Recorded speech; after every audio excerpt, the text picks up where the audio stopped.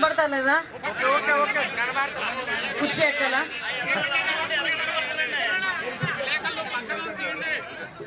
అమ్మ అందరికీ నమస్కారం. ఈరోజు మండు టెండర్లో కూడా మా మీద ఉన్న అభిమానంతో, మా అందరి మీద ఉన్న ఆదరాభిమానాలతో ఇక్కడికి విచ్చేయడమే కాకుండా మా అందరితోని కూడా ఈ కార్యక్రమంలో పాల్పంచుకున్న ఉండి నియోజకవర్గ ప్రజలందరికీ కూడా పేరు పేరున ధన్యవాదాలు, నమస్కారాలు తెలియజేసుకుంటూ ప్రత్యేకంగా ఆకివీడు గ్రామ ప్రజలందరికీ కూడా ప్రత్యేకంగా ధన్యవాదాలు, నమస్కారాలు తెలియజేసుకుంటున్నా. ఈరోజు ఈ కార్యక్రమానికి సుపరిపాలన తొలి అడుగు అనే కార్యక్రమానికి ముఖ్యంగా మన ఎన్డీఏ కూటమి వచ్చి మీరందరూ కూడా ఎంతో అంటే ఒక కసితో పనిచేశారు. మొన్న ఎలక్షన్స్ ఎంత కసితో పనిచేశారంటే ఒక్కొక్క నియోజకవర్గంలోనే ఒక్కొక్క కథ ఉంది. 2019 నుంచి 24 వరకు ఒక దుష్ట పరిపాలన నడిచింది. ఆ దుష్ట పరిపాలన అంతమొందించాలి అనే ఒకే ఒక కారణంతో చాలామంది చాలా సైలెంట్గా ఉన్నా కూడా ఎలక్షన్ టైం వచ్చేసరికి వాళ్ళ తాలూకు విశ్వరూపం చూపించి చాలా అత్యధిక మెజార్టీలతో ఒక్కొక్కరు మెజార్టీ చూసుకుంటే నాకు తెలిసి ఈ 2024 ఎలక్షన్లో వచ్చిన మెజార్టీని బీట్అవుట్ చేయాలంటే చాలా కష్టం ఇన్ ఫ్యూచర్లో కూడా. అంత మంచి మెజార్టీస్తో మమ్మల్ని అందరినీ గెలిపించారు. సుమారుగా 1 సంవత్సరం గడిచింది.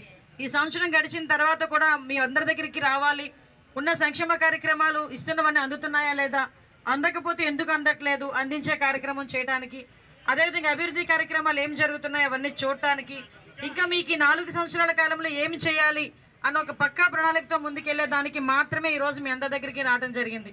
ఈరోజు ఈ కార్యక్రమానికి మీ అందరి అభిమాన నాయకుడు మన RRR గారు రఘురామకృష్ణరాజు గారు అనే కన్నా RRR గారు అంటేనే అందరికీ కూడా RRR సినిమా ఎంత సక్సెస్ అయిందో ఈ RRR నేమ్ కూడా అంతే సక్సెస్ అయింది లాస్ట్ 5 సంవత్సరాల్లోని కూడా. ఎక్కడా కూడా దేనికి భయపడకుండా తనకి జరిగిన అన్యాయమే కాదు ఆంధ్రప్రదేశ్ రాష్ట్రానికి జరుగుతున్న అన్యాయం గురించి కూడా ప్రతిరోజు చాలా ఓపిక్గా తను ఎక్కడున్నా ఏం చేస్తున్నా కూడా ప్రెస్ ద్వారా తన వీడియోల ద్వారా ప్రజలందరినీ మోటివేట్ చేయడమే కాకుండా తన సొంత పార్టీలో ఎంపీగా గెలిచిన తర్వాత వైఎస్ఆర్సీపీ పార్టీలో ఎంపీగా గెలిచిన తర్వాత వాళ్ళు చేస్తున్న అఘాయిత్యాలకి అకృత్యాలకి ధీటుగా వాళ్ళకి వ్యతిరేకంగా పోరాటం చేయడమే కాకుండా ప్రాణం మీద కూడా తెచ్చుకున్న పరిస్థితి మీ అందరికీ కూడా తెలుసు. దాని మీద ఆ రోజు ఉండి మన నర్సాపూర్ నియోజకవర్గంలో అడుగు పెట్టాలంటే ట్రైన్ ఎక్కిన ట్రైన్ని కూడా దింపేసిన పరిస్థితి. ఎందుకంటే నేను చాలా క్లోజ్గా మానిటర్ చేసుకునే వాళ్ళం, నేనును మా రామరాజు గారు, మేమందరం కూడా ప్రతిపక్షంలో ఉండి మేమే కాదు మీరు ఒక రకంగా బాధ్యతలు అయితే మేము ఒక రకంగా బాధ్యతలు లాస్ట్ గవర్నమెంట్లో. సో ఇవన్నీ కూడా మానిటర్ చేసుకున్నాం. ఆఖరికి రోజు గౌరవ RRR గారికి ఉండి నియోజకవర్గం అత్యధికంగా మెజార్టీ ఇచ్చి ఆశీర్వదించారు. దానికి ప్రతిఫలంగా ఈరోజు గౌరవ ముఖ్యమంత్రి గారు కూడా గుర్తించి ఈరోజు డిప్యూటీ స్పీకర్ స్థాయిలో ఈరోజు కూర్చోబెట్టారు. ఈరోజు ఈ కార్యక్రమానికి యాక్చువల్గా ఈ కార్యక్రమం రావాలని చేరుకున్నప్పటికీ కూడా డిప్యూటీ స్పీకర్ హోదాలో పార్టీ కార్యక్రమాలకు అటెండ్ అవ్వకూడదు అన్న ఒక కారణం ఉంది కాబట్టి ఈరోజు రాలేక తన కుమారుని భరత్ గారిని అదేవిధంగా మీ అందరి అభిమాన నాయకుడు రామరాజు గారిని ఏపీఎస్సీ చైర్మన్ గారిని కూడా ఇక్కడ తీసుకొచ్చి ఇక్కడ నిలబెట్టడం జరిగింది. ఈరోజు నేను అనుకున్న లేట్ అయింది, ఫ్లైట్ లేట్ అయింది, జనాలు ఇబ్బంది పడతారేమో అనుకున్నాను. కానీ మీ అందరి ఆదరాభిమానాలు, ముఖ్యంగా మీ అందరి ఆప్యాయత, ముఖ్యంగా మీ అందరి రిసీవింగ్ మర్యాదలకి మారుపేరు అంటారు గోదావరిని, ఆ మర్యాదలన్నీ కూడా నాకు చేసుకుని ఇంటి ఆడబిడ్డగా నన్ను ఆహ్వానించిన మీ అందరికీ కూడా నేను ధన్యవాదాలు తెలియజేసుకోవాలి. ఎందుకంటే లాస్ట్ 5 సంవత్సరాల కాలం ఈ 1 సంవత్సరాల కాలంలో మీరు బ్యారేజ్ వేసుకోవచ్చు. సుమారుగా తల్లికి వందనం డబ్బులు ఎంతమంది పిల్లలు ఉంటే అంతమందికి ఇవ్వటం, కానీ పెన్షన్స్ కూడా మీరు ఒకసారి ఆలోచిస్తే ఇక్కడ చాలామంది పెద్దవాళ్ళు ఉన్నారు, కొంతమంది మహిళలు కూడా ఉన్నారు, పెన్షన్ తీసుకుంటున్న వాళ్ళు కూడా ఉన్నారు. లాస్ట్ జగన్మోహన్ రెడ్డి గవర్నమెంట్లో 2,000 రూపాయల నుంచి 3,000 రూపాయలు చేయడానికి 5 సంవత్సరాలు పట్టింది. వెంటనే చేస్తానన్న పెద్ద మనిషి తీరా ముఖ్యమంత్రి అయిన తర్వాత పెంచుకుంటూ పోతానని చెప్పి సంవత్సరానికి 250 పెన్షన్ ఇచ్చిన పరిస్థితి.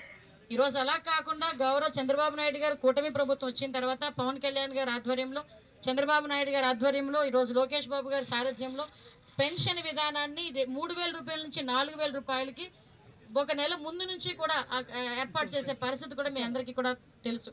అంటే ఫస్ట్ మేము వచ్చిన తర్వాత 1వ నెల 7,000 రూపాయలు పెన్షన్ అందుకున్న పరిస్థితి కూడా మీ అందరికీ కూడా చెప్తున్నాం.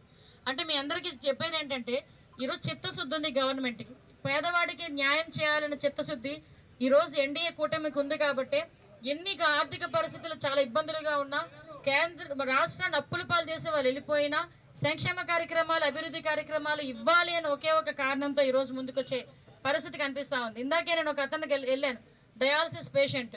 నేను అడిగాను, ఇంతకు ముందు ఎంత పెన్షన్ ఇచ్చేదయ్యా అని అడిగా. 2,500 రూపాయలు వచ్చేదమ్మా, 3,000 రూపాయలు లాస్ట్కి వచ్చింది అన్నారు. మరి ఇప్పుడు ఎంత వస్తుంది అయ్యా అంటే 10,000 రూపాయలు వస్తుందమ్మా, వారానికి రెండు సార్లు డయాలసిస్ చేయించుకుంటున్నానని చెప్పారు. ఇక్కడే ఈరోజు మన RRR గారు కూడా ఆయన సారథ్యంలో డయాలసిస్ సెంటర్ని కూడా అతి దగ్గరలో ఈరోజు ఏర్పాటు చేయడం జరిగింది. దానికి కూడా ఎన్టీఆర్ వైద్య సేవని లింకప్ చేసి ఇక్కడ కూడా వాళ్ళు వచ్చి డయాలసిస్ భీమవరం వరకు వెళ్ళే అవసరం లేకుండా ఇక్కడ డయాలసిస్ చేయించుకునే పరిస్థితి. ఈరోజు నేను ప్రత్యేకంగా RRR గారికి, మా డిప్యూటీ స్పీకర్ గారికి ప్రత్యేకంగా నేను ధన్యవాదాలు తెలియజేసుకోవాలి. ఎందుకంటే ఈరోజు ఉండి నియోజకవర్గంలో ఉన్న మా పోలీస్ సిబ్బందికి సహాయ సహకారాలు అందించడమే కాకుండా ఈరోజు సుమారుగా 5 వెహికల్స్ కూడా మ్యాక్సిమం నేను ఎక్కడికి వెళ్ళినా అండి అమ్మ వెహికల్స్ పాడైపోయి నేను ఎమ్మెల్యేలు చెప్తారు, మా డిపార్ట్మెంట్ వాళ్ళు చెప్తారు. కనీసం వాళ్ళు నాకు ఆ మాట చెప్పలేదు. నాకు ఫోన్ చేసి అనిత నేను మీ డిపార్ట్మెంట్కి 5 వెహికల్స్ ఇస్తున్నానమ్మా అని చెప్పి ఆ రోజు నాకు చెప్పడం, అదేవిధంగా నా 5 వెహికల్స్ కూడా ఈరోజు మా డిపార్ట్మెంట్ వాళ్ళకి హ్యాండ్ ఓవర్ చేయటం.